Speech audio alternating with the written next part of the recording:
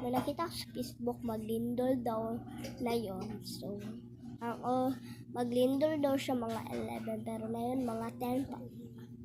11 na pala guys. So, babalikan lang kita unya. Okay? Bye! So guys, lumilindol na. Babalikan lang kita na yun. Malilindol na.